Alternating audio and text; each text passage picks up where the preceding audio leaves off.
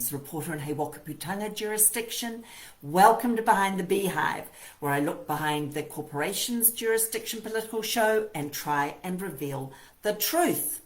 And the truth today is that between the Jesuit-controlled NATO, the Vatican's private army, the elite tool known as BlackRock, and the state-owned communist propaganda machine being the BBC, the Ukraine is quietly being destroyed from within using Russia to boot. I remember what Nigel Farage said, I think it was a couple of years ago now. He said, if you're going to prod the bear, don't be surprised when he retaliates. Now, that's paraphrased. NATO over, it's got to be at least the last 8 years, since the Minsk agreement and probably beyond, further back into history, have been prodding Russia. And of course, they're wanting to prod Russia all the more now because Russia is stepping out of the one world narrative.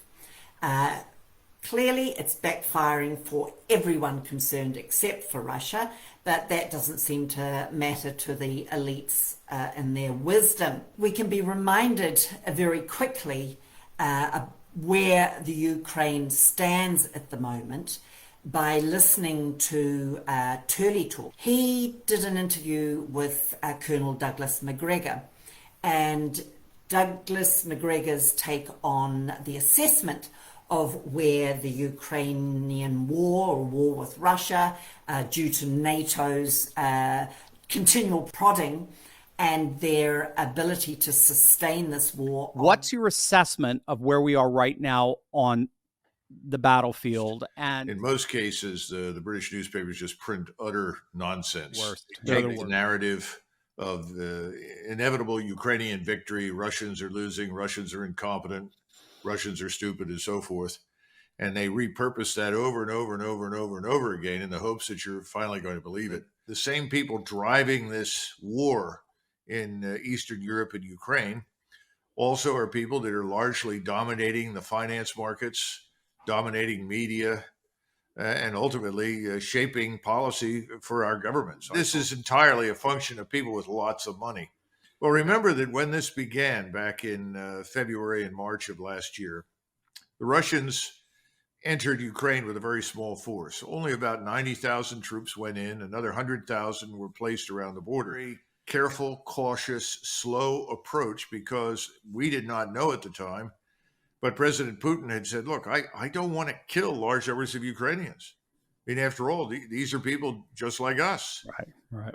We're not interested in that. That's not why we're here. We're here because we cannot allow Ukraine to become a platform for attack against us, simply. And we want to put an end to the outrages committed against Russians. Russians were not second-class citizens in Ukraine. They were third-class citizens. Right. And he wanted to put an end to this. This, of course, was the background to the Minsk Accords, which, as we now know in retrospect, were entirely fiction. There was never any intention on the part of the West to make any of it real, sadly. No, they moved slowly. They were very careful. They avoided any collateral damage, and they thought they would find a negotiating partner. There was none in sight. We made it very clear, even at the end of March, beginning of April, when the rumor sort of slipped out that the team from Ukraine said, well, we can accept neutrality. Suddenly, Boris Johnson arrived on the scene with a message from Biden saying, absolutely not. Right. You will not be neutral. You will fight on. And by the way, we'll give you everything you need. And these are important promises. And we grossly misread the Russians. Right. Ukraine for us was viewed as, well, this is an opportunity for us to harm Russia. Maybe we can destroy the regime, gain access to all of Russia's resources. This would make BlackRock, Monsanto, Cargill, all the usual suspects very happy because they could cash in on all of this. It didn't work. Yeah. Russia said, no, for us, Ukraine is an existential question. So now you have 750,000 Russian troops in and around Ukraine. Wow. They're not going to allow Ukraine to ever join NATO. They made that very clear. The Ukrainians in the Azov regiment and their associates have committed terrible atrocities against the Russians. all of which naturally in the Western media are blamed on the Russians. The Ukrainians have lost between 300, 350,000 dead. These are dead Ukrainian soldiers. I don't know how many civilians have been killed. I'm sure large numbers. How many wounded? Probably at least that many. The hospitals are full, and these people will never return to active duty in most cases. Millions of people have left Ukraine. We estimate 12 to 14 million left. At least 2 million went east. They were probably Russians to begin with. The others have gone west, and every Ukrainian who's interviewed coming into Poland or Germany or any of these countries immediately says, I will never go back. So we've succeeded now in not only killing large numbers of Ukrainians in this pointless war that really never had to happen. We didn't have to drag Ukraine into NATO. We didn't have to put U.S. and allied forces into Ukraine. We don't need to plant missiles on Russia's borders. None of those things have to happen. And the Ukrainian nation itself is at risk of going under. What happens next? Well, I think we know what happens next. This whole counteroffensive, which was much celebrated, went nowhere. 26,000 more Ukrainian soldiers at least have been killed as a result of this. Over 1,000 armored fighting vehicles, artillery systems, and so forth. We say we're going to replenish this. The real question is, what has Ukraine got left? Probably 10 brigades or somewhere between 35 and 40,000 trained and equipped troops. That's about it. Wow. In the meantime, the Russians have now launched an offensive on the Liman-Sloviansk axis, which is up in the northeast corner. Do the Russians want a negotiation partner? I think they do. I think they would like to negotiate. But there are certain things that they've got to have. One is Ukraine's got to be neutral. They're not going to allow a NATO state on its border that will become a platform for attack. Secondly, they want all the aid to stop. In other words, we've got to suspend all this military aid to Ukraine to ensure that it remains hostile. And then finally, we've got to get all of our people out, Americans, other Europeans, and NATO. Nobody wants to do that, because if we do that, Steve, we will admit we were wrong. Well, listen, I think everything that we're dealing with now is desperation and disintegration. It falls into one of those categories. A report that was provided by senior officers in the Kievan police department. This report was leaked, I think, because people wanted to know the truth inside the Ukrainian armed forces. It talks about desertions are way up. Units, platoons, companies are calling the Russians and telling them they can't evacuate their wounded. The Ukrainian chain of command won't evacuate them. They don't have the means and the wherewithal. And so Ukrainian commanders say, I don't want my soldiers to die. Can we surrender? And the Russians from the very beginning have always treated the Ukrainian soldiers very well. Very, very smart move. And when your Russian forces come in and the area falls under their control, immediately large numbers, convoys arrive with food and medicine and support. And if you look at the way things have been handled, I would say that Putin has been remarkably restrained. Almost anybody else over there would have been infuriated by the way in which we treated Russians. We've treated them with contempt. Back in 1998, 99, when Ukraine came up for discussion, said, well, where does Ukraine fit into all of this? We said, well, it already performs a very valuable service. They said, what's that? It sits between us and Russia and keeps the Russian forces 500 miles east of NATO. And everybody walked away. End of discussion. And here we are fighting it. And the question is, why? And I think we know the answer. It started with this for all the wrong reasons. Greed, and also to extend this wokeism. And look, they've succeeded. Really, the left has had enormous success in Europe. Okay, so I'd like to talk about 4 missing components in Ukraine. Let's start with the missing people group number 1, and that is those that are missing in action. Do you know that the average life expectancy for a Ukrainian soldier on the front line is 4 hours?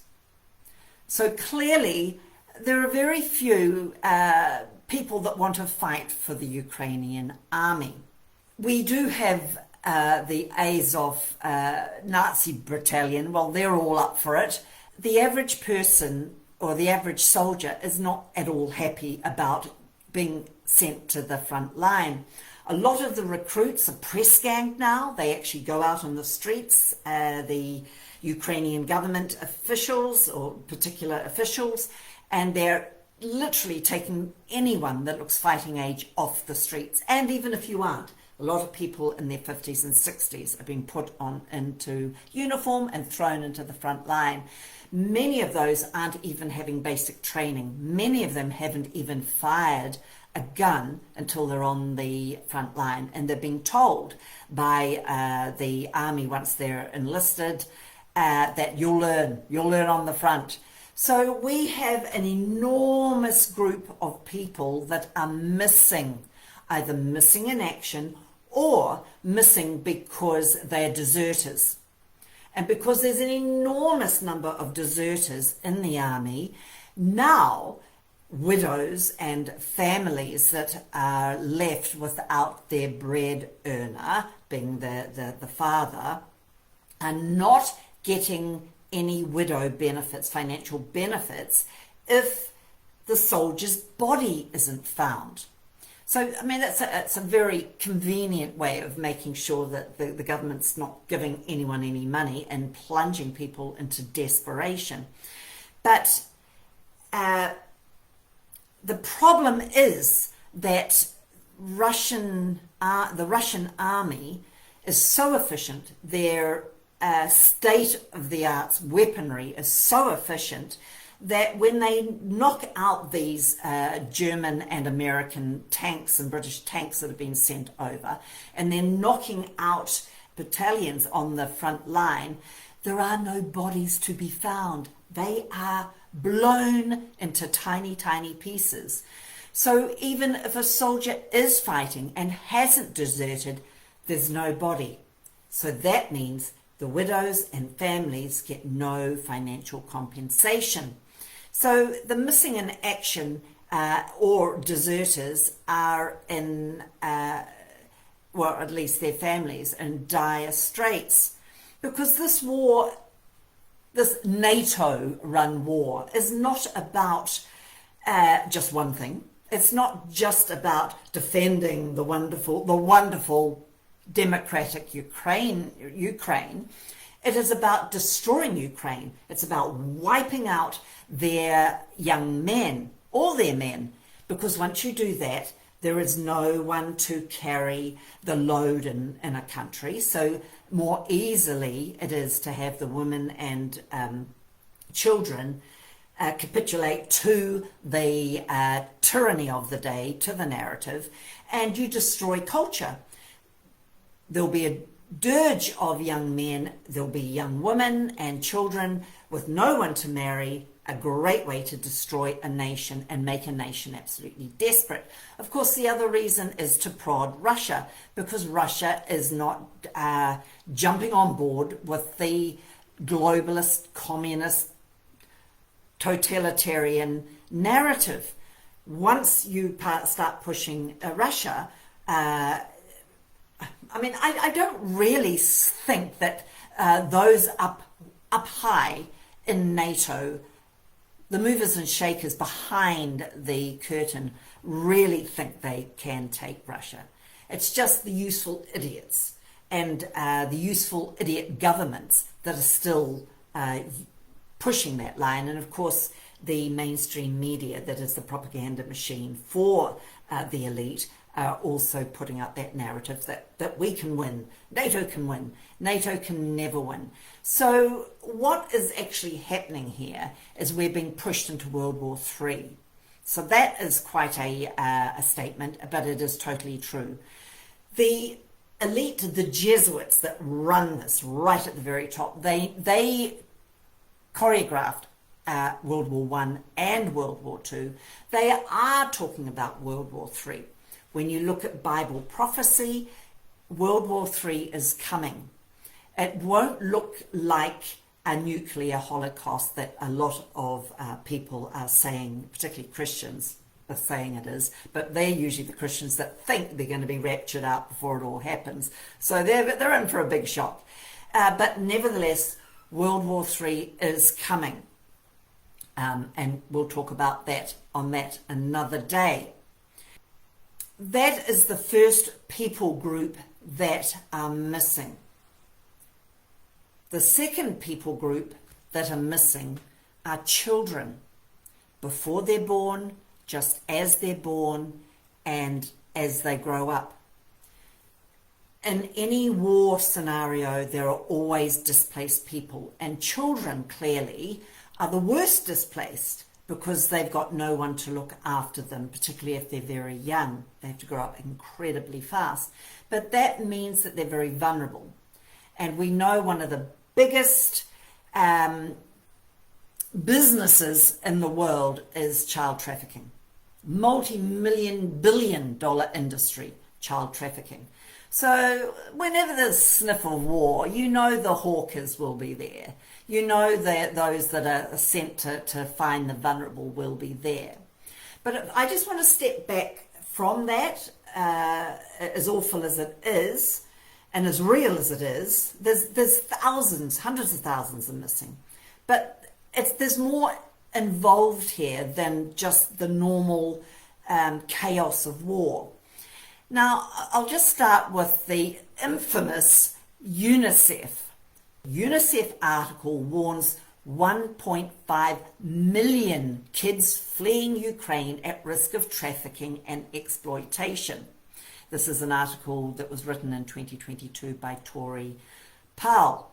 Now, you know, for UNICEF, knowing their child racket that goes on within their ranks, to me, this seems like they are declaring the facts because they know the facts. They are involved in the facts. The elite always announce their deadly doings. So let me read this article. The United Nations Children's Fund says the threat of child trafficking and exploitation is real and growing. More than 1.5 million kids have fled Ukraine following Russia's attacks. According to the agency, a child becomes a refugee of war nearly every second. The UN Migration Agency mission in Ukraine is asking for monetary donations to deliver assistance to refugees fleeing Ukraine, as well as those that have been displaced in the country. Yep, they're sure wanting their money, but it's not going anywhere useful to help any missing demographics at all. Now, you know, UNICEF, filled with pedophiles, so yeah, inside information. But there's more to this missing racket, and that comes from big corporations, and one of the top ones that we can see out of Ukraine is a company called MCell. And MCell is a pioneering company in stem cell research and therapy, you know, for the rich and famous that just want to have the little tuck wherever, or the rich and famous needing help for their children, or the desperate, actually. If you're desperate, you don't know the Lord, you haven't got Christian morals, you might think, I'll sell my house, I'll spend money to save my child, rather than praying by faith and knowing that your child, you know, as horrendous it would be to have your child die, you know that they're in the arms of Jesus, and you know as a Christian you'll get to see that child again. But if you haven't got that hope, desperation kicks in and morals and virtues go out the window. So they are have got many laboratories, along with all those bioweapon laboratories, I think 13 plus, that is also part of keeping this war going, because we've got to destroy, the elites have got to destroy that before it's all hard evidence, but anecdotally they're certainly there. So let's just hear a quote from the Globe and Mail European Centre for Law and Justice. Now, this is 2009, so way before the Ukraine war and the Minsk agreement, but nevertheless, things were well underway within elite circles. This is by Graham Smith. The case of the missing children, lost babies and corpses without organs, fuel allegations of trafficking in body parts in Ukraine. It's hard to look at the tiny corpses unearthed from the graveyard near hospital number 6. Forensic photographs show bodies apparently mutilated before they were dumped into a mass grave in Kharkiv, a city in eastern Ukraine. Hospital, that'll be number 6. Officials say these gruesome images reveal nothing except the biological waste of dozens of routine abortions. Yeah, of course they've got to have a narrative, don't they? But relatives of women who gave birth at hospital number 6 say they are part of a growing evidence suggesting something sinister. Newborns taken from their mothers, disappearing in a region known for trafficking and harvesting organs and human tissue. It's really hard to find the truth, said Zenaida, whose daughter-in-law, Svetlana, was too upset to talk about her missing baby. It's like you strike your head against the brick wall. You strike more and more, but the wall stays untouched. Local investigators dug up the hospital's graveyard and could not find the infants, but did uncover an unexpectedly large number of remains from fetuses. It's handy, isn't it? That's a nice dehumanizing word. I'll call them unborn babies and newborns. The case was closed despite questions that kept nagging at the baby's relatives. Why were so many of the bodies missing vital organs? If their children weren't in the graves, where did they go? Posing as buyers, Dr. Lazarev's team asked whether the clinics could supply them with living brain cells from fetuses, from unborn babies, 15 to 27 weeks old. Suppliers were easy to find, he said. One clinic even gave him an invoice for the product, signed and stamped, offering an undefined quantity of brain material for about $1,800. Such tissue commands high prices because it is used for stem cell injections by cosmetic clinics, yes, activists say. M-Cell, marketing to the rich and famous and the desperate. Now, you can go onto M-Cell website, that's all there. They don't tell you too much, but hey, they give you their address, they give you their telephone number. You can even book an appointment to get your stem cell therapy. You can apply online if you've got some more medical issues, more severe medical issues, and you can give them a little bit of rundown where you are, what country you're in, and what your problem is, and any other supporting medical information you'd like to give them. And just book your appointment so you can go in there on the back of murdered babies. Welcome to the 21st century. Welcome to Agenda 2030.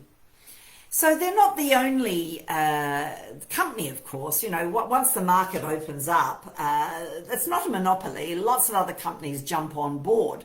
And there's another one. I think it's GT Investments or GTJ Investment. And there's an article here, again, 2022. And you can read a little bit about the innovation that they've got going on, all very exciting. But this article says the Cabinet of Ministers of Ukraine has expanded the list of hospitals, not just Hospital 6, in which immature body cells can be transplanted. Legalization on the collection, storage and use of stem cells has been enforced in the Ukraine for 8 years. So this was written in 2022. So for 8 years, these laboratories have been moving forward. The Ministry of Health and the Cabinet were following the issue closely as operations were a complex process. I bet they were. You've got to steal and murder babies. I bet it's complex. Cover your tracks. On the 2nd of February, the Cabinet Ministers expanded the list of hospitals capable of performing stem cell transplants.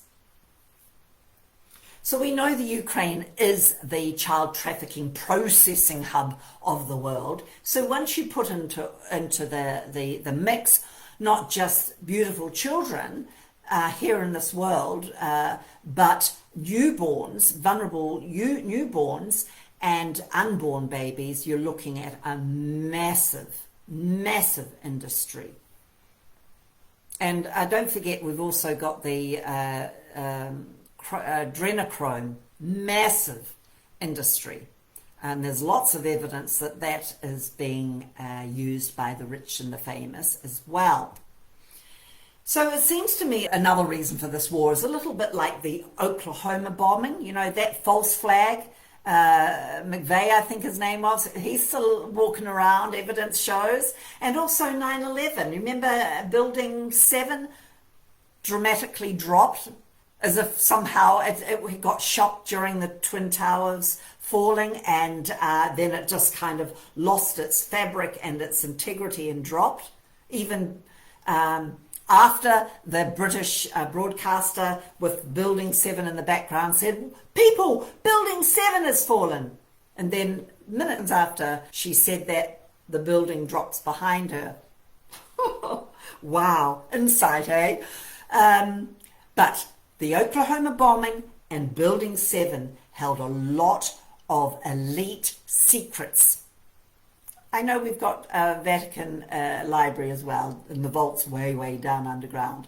But you know, I can't always get them there in time. So those two buildings conveniently destroyed. Oklahoma bombing there, that was a Clinton cover-up, I believe. And Building 7 for 9/11, I've been led to believe that was a Bush, House of Bush dynasty cover-up. So missing people, soldiers, and missing babies. So what else have we got missing? Because Zelensky and his crew are really big on the missing. And we see the next missing is the missing Christ. Now, you may have realized recently Zelensky went to see Pope Francis at the Vatican, and Zelensky thought to take him a wee gift. And it was an icon, which really doesn't fit with Roman Catholicism. The Roman, papal Rome, pagan Rome died, papal Rome rose, Caesar became the Pope, still the same tyranny. Icons don't seem to fit. They seem to be more in the Orthodox Eastern church there, which they were all together, and the Eastern Bloc, the Byzantines, removed themselves from the Roman bloc, the Roman Catholic Church, and always been aspiring. They're kind of connecting again now, by the way, people, but they tend to be more with the icons. And there is quite a thing with iconology. It's quite a study. And icons are to be worshipped. They are to be venerated. You look at them and you just meditate on them. You don't meditate on God's word, apparently. You meditate on these icons. And they're still being painted today. So they're not just ancient. There's a whole art form in itself. And it's taken very seriously. And among the Orthodox Christians in Ukraine, and those areas, Russia, they're very seriously worshipped and meditated over. So it's interesting at the time that Zelensky gives this icon that he's actually persecuting the Orthodox Church in the Ukraine, because we've got to destroy everyone, because this is a Jesuit operation. They take everyone out. We can look at their oath to hear exactly who they're taking out. And that's everyone, including liberal Catholics. If you're not on board with the Jesuits, you're liberal and you're gone. So these Orthodox priests are being rounded up and removed one by one. So anyway, Zelensky gave the Holy See this gift, it looks pretty pathetic. If you look at it, it looks like maybe it had been a poster rolled up. It's got that kind of wobble that a poster gets when it's been mishandled, has been put into a nice cylinder for transport. It looks like it's just been shoved in a suitcase, opened up, slapped in a frame. That's kind of interesting, and given it to him, and you can kind of see the waves.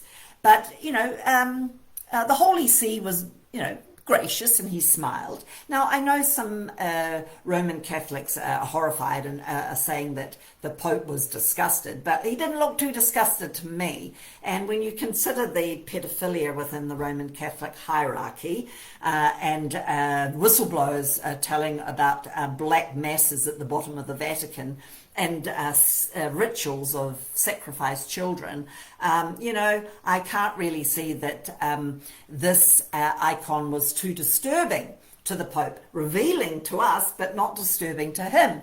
Because what this was different about this icon is Jesus, Mother Mary, Madonna, which is very much a Roman Catholic thing. It's not a Protestant Christian thing at all. Roman Catholicism is Mithraism in disguise.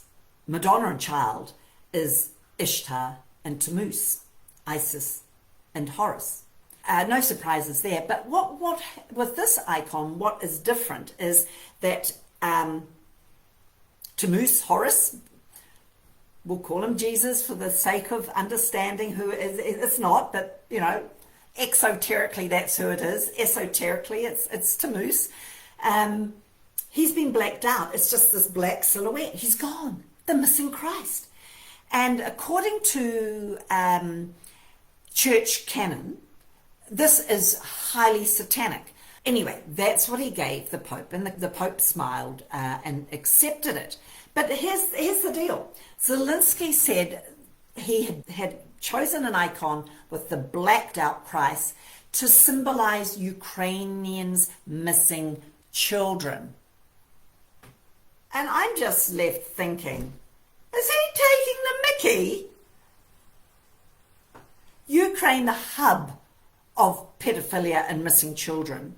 The Vatican and the priesthood throughout the world are hiding their pedophilia and shifting sideways, except for the odd little inconsequential priest that they'll throw to the wolves to appease we the people to think that they're dealing with pedophilia.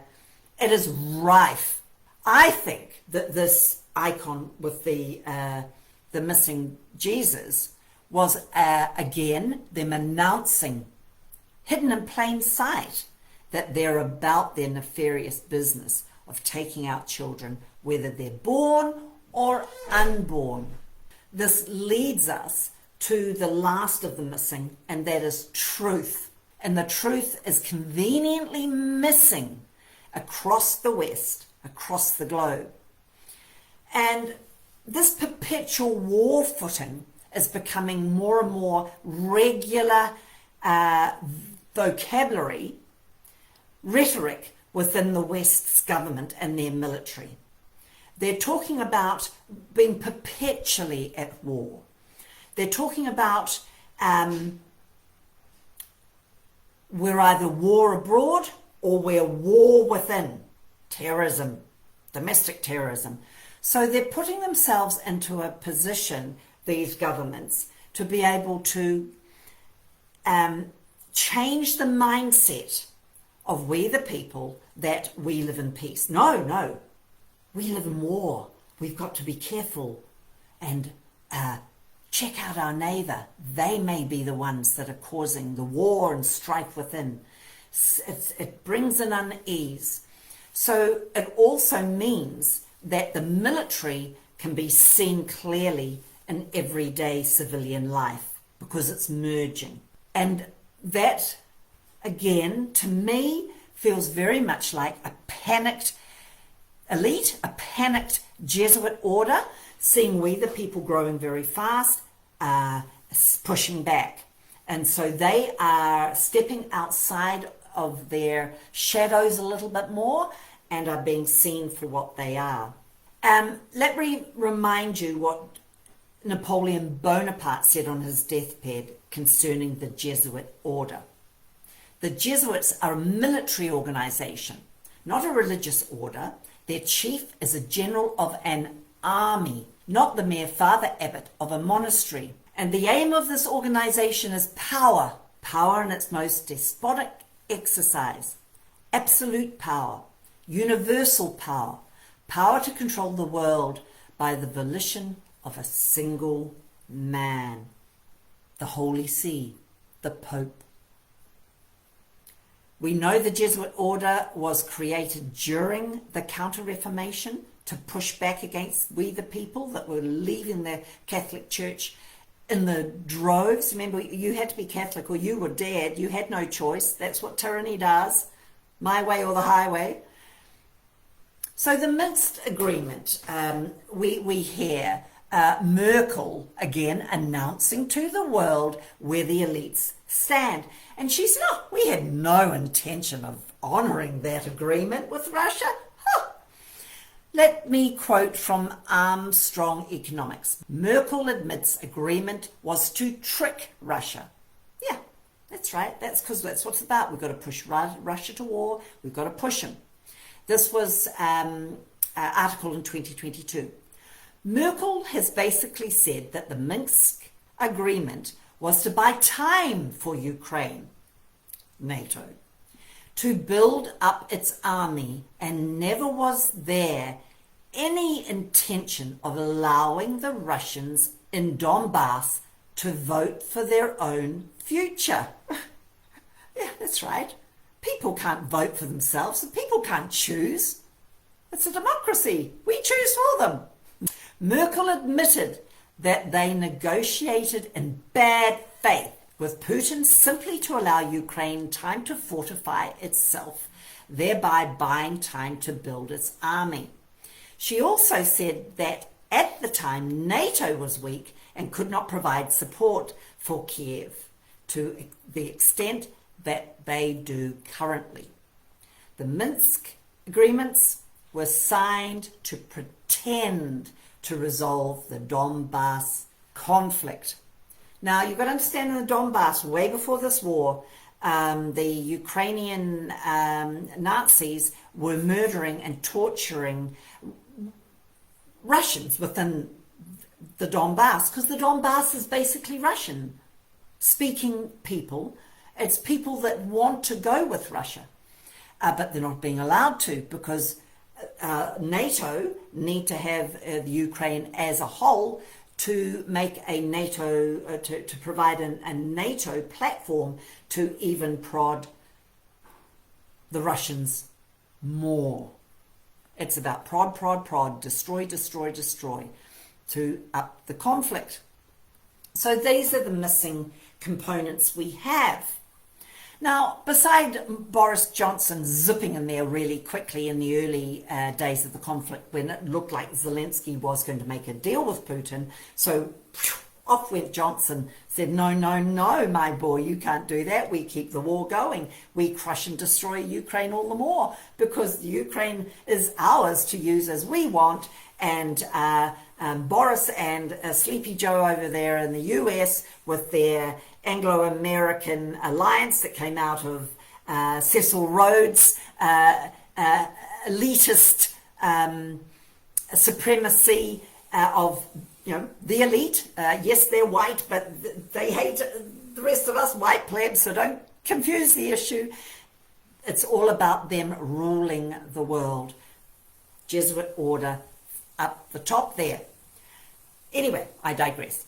So Boris, we've got the BBC in the Ukraine saying we'll handle the narrative in the Ukraine. So they're there with their people churning out propaganda, absolute lies.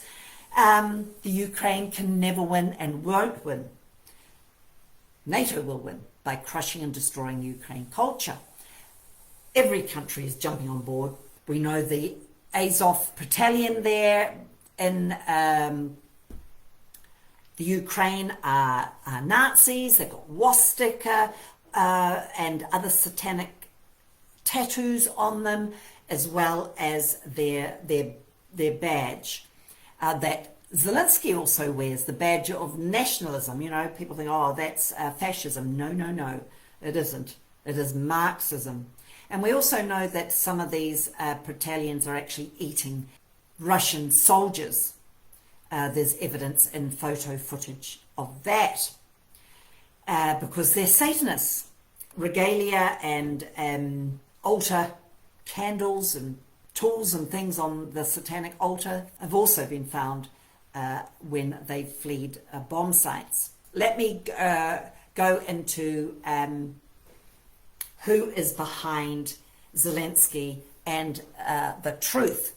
And yes, the Jesuits are there, but let me just remind you, when Zelensky went to the Vatican for talks, he did his little thing with Popey Boy there, who wasn't at all well, so he was removed back to his boudoir.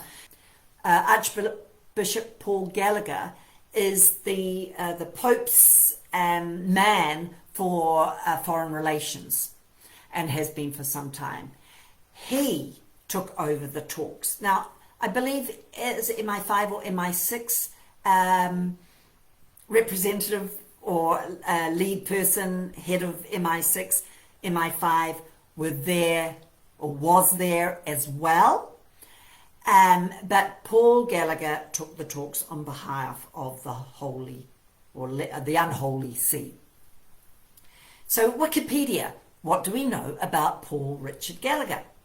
Wikipedia says, Paul Richard Gallagher is a British prelate, born in Britain, prelate of the Roman Catholic Church, who has been Secretary for Relations with the States within the Holy See's Secretariat of State since November 2014. That's about the Minsk agreement there was signed. He has worked in the diplomatic service of the Holy See since 1984 and held the rank of Archbishop and Apostolic Nuncio since 2004, serving as Nuncio in Burundi, Guatemala, and Australia. That's close enough to be New Zealand embraced there as well.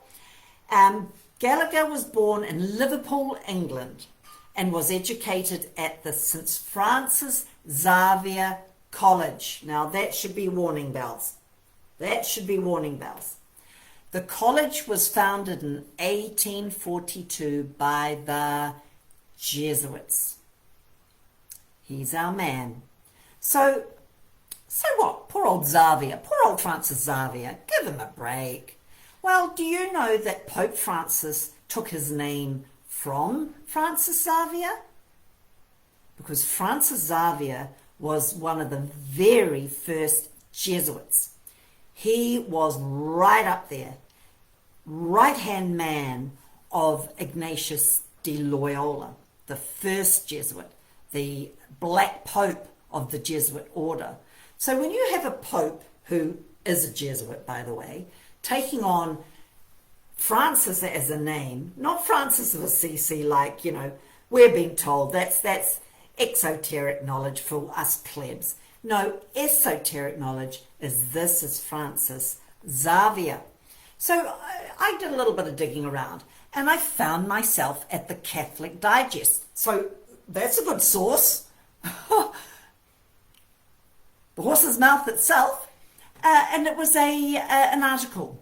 And it was key figures of the Reformation, St. Ignatius of Loyola and Francis Xavier. And this was written by Father Dwight Longenecker.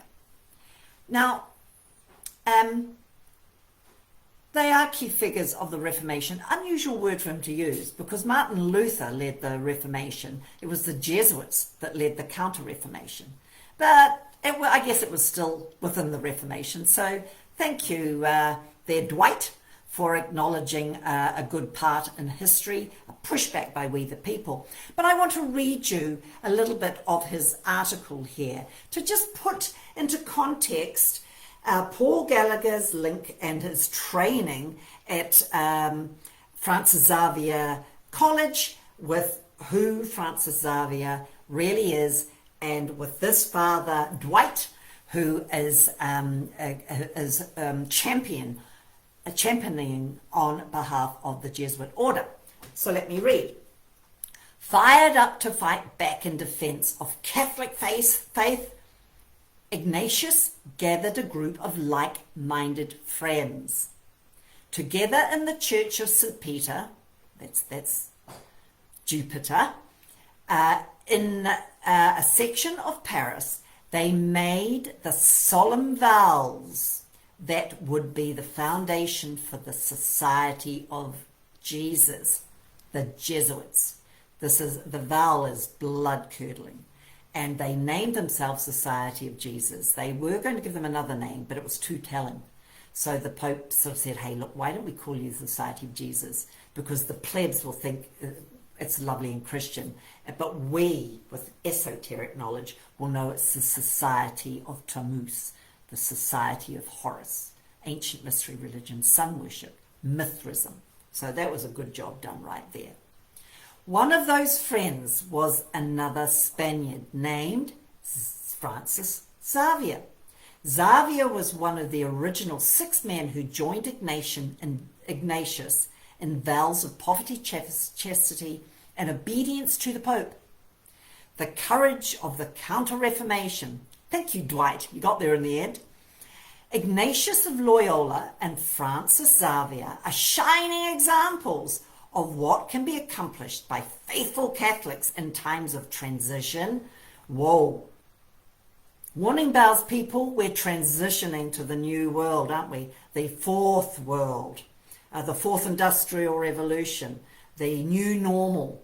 That's what COVID's all about, transitioning us. So we have the Jesuits in every corner of the world helping us with that transition. Stress, yep. Confusion and fear. That's how we feel as we the people. We are stressed, we are confused much of the time, and we are in fear. But not palpable fear all the time, but that's our state of play if we can't get a handle on it. Anchor yourself.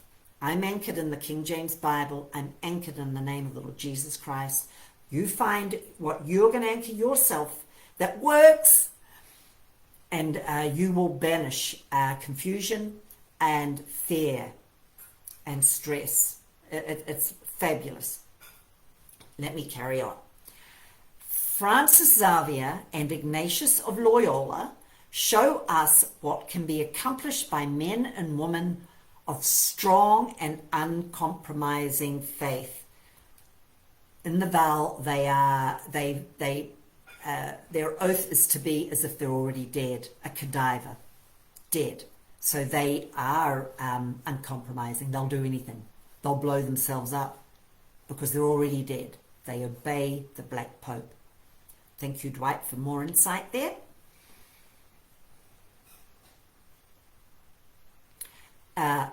They were not discouraged by troubles in society and the church. That's the leeching of people as they came into the freedoms of Protestant Christianity. Their achievements and those of the Jesuit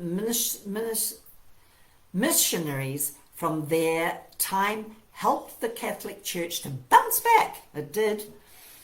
And surge into the modern age with new confidence. And the whistleblowers tell us that there are hundreds of thousands of Jesuits all over the world now, because without the Jesuit order, because that's the army, they wouldn't have bounced back. Not a hot army, but a silent army, not a hot war, but a silent war. And no doubt there are the Francis Xaviers and Ignatius of Loyola's in our day who, like them, are ready to roll up their sleeves and do what they can with what they have, where they are. Azov Battalion would be one in point, Nazi brigade that will do anything. And thus lay the foundation for a new springtime in the church. That's you heard it here from a Roman Catholic, if not a Jesuit adjutor, who is prepared to make sure that the Roman Catholic Church triumphs and is the one world religion that runs the one world government. pagan Rome, risen as papal Rome. So the Nazi Pope Benedict the 16th, the previous Pope, that's still alive, first time in history we have 2 living popes, first time in history we've got 2 living black popes. He said in his popeship that the Jesuit order was needed more today than ever before. His militant order, he calls it. That's code for the Jesuits.